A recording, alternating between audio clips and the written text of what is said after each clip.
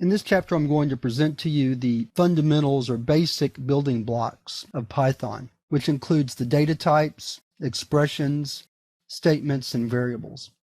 And we're going to start off talking about expressions and statements, also variables, before we talk about the data types, primarily because you need to see how to write even the simplest programs in Python. So to be more effective in my presentation, we're going to work with the interactive shell. The interactive shell is in Python 2.7.2. I'm going to go to that subdirectory, and then to start the shell, I'm going to type Python.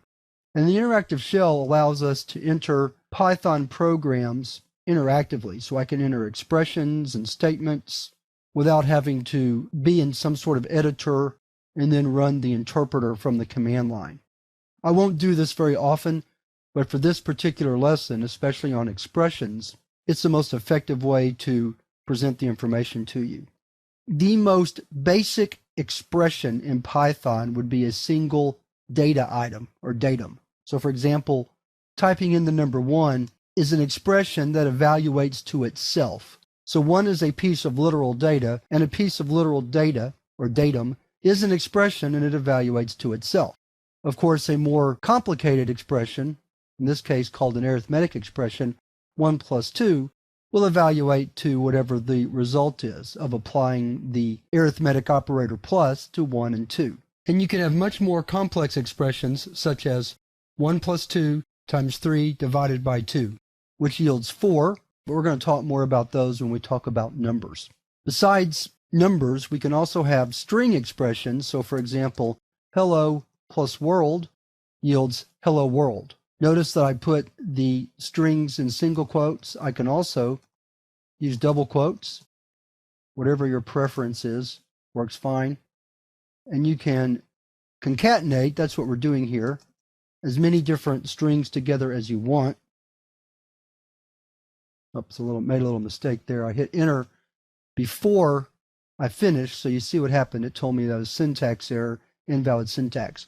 We'll talk more about errors later, but since you've seen one, I'll just leave it in here so that you can understand what happens.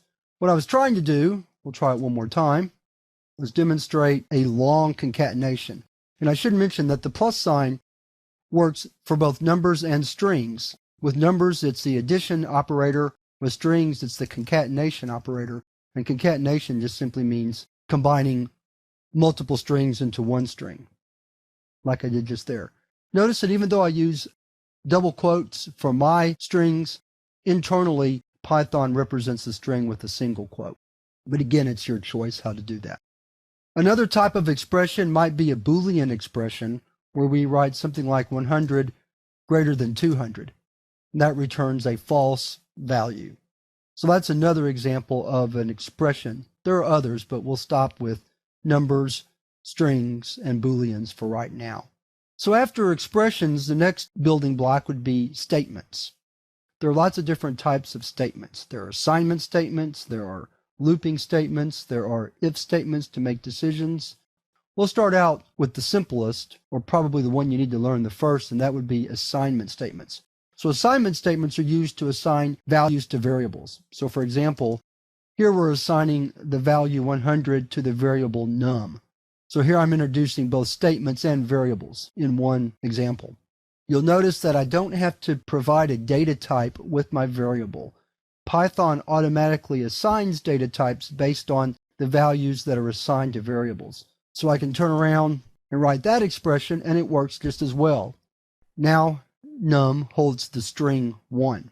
So variables in Python are very flexible. Let's go back to our original example. And then just to demonstrate a common use of variables, we can use variables in expressions, and the interpreter will look up their value and then evaluate it accordingly. So num2 gets the value 300 because num has the value 100 and num1 has the value 200. So now you've seen examples of the 3 fundamental concepts I wanted to describe in this lesson. Expressions, which can be of different types. You can have numeric expressions, you can have string expressions, you can have Boolean expressions. And those aren't the only types, but those are the 3 most common we're going to see early in the course.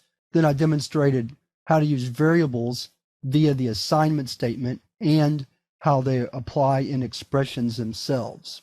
So with that, we're ready to move on to the next lesson where we're going to delve a little deeper into the numeric data types.